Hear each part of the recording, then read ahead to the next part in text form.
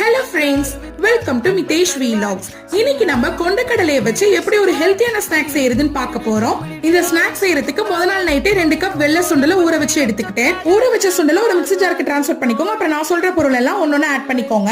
ஒரு கையளவு கொத்தமல்லி, அப்புறம் காரத்துக்கு ஏற்ப 2 பச்சை மிளகாய், 5 பல் போல பூண்டு, தேவைக்கேற்ப உப்பு, 1/4 ஸ்பூன் சீரகத்தூள், கடைசியா மீடியம் சைஸ் வெங்காயம் 2. இது எல்லாத்தையும் தண்ணி சேர்க்காம கொஞ்சம் கொரகொரன்னு அரைச்சு எடுத்துக்கோங்க. கொரகொரன்னு அரைச்சதுக்கு அப்புறம் 1/4 ஸ்பூனோட கம்மியா பேக்கிங் சோடா சேர்த்துக்கோங்க. அப்புறம் அரை கை பிடிச்ச வெள்ளை எள்ளு சேர்த்துக்கோங்க. சேர்த்துட்டு இது எல்லாத்தையும் ஒண்ணா கலந்து விட்டுருங்க. அடுத்து இது எல்லாத்தையும் ஒரு பால் ஷேப்ல உருட்டி தனியா எடுத்து வச்சுக்கோங்க. அப்புறம் ஒரு கடாயில தேவைக்கேற்ப எண்ணெய் ஊத்தி எண்ணெய் காஞ்சதும் எடுத்து வச்சிருக்க பால் எல்லாத்தையும் 2 பக்கெட் பொரிச்சு எடுத்துக்கோங்க. அடுப்பு மீடியம் ஃப்ளேம்லயே வச்சு போறீங்க, இல்லன்னா உள்ள வேகாது. இதுல டேஸ்ட் அதிகரிக்க ஒரு டிப் ரெடி பண்ண போறோம். அதுக்கு 3 ஸ்பூன் தயிர் எடுத்துக்கோங்க. தேவைக்கேற்ப உப்பு, 1 ஸ்பூன் சீரகத்தூள், கொஞ்சமா கொத்தமல்லி இதெல்லாம் சேர்த்து கலந்து விட்டுருங்க. இது அப்படியே டிப் பண்ணி சாப்பிட்டு பாருங்க, வேற லெவல் டேஸ்ட்ல இருக்கும். இந்த ரெசிபியை நீங்களும் உங்க வீட்ல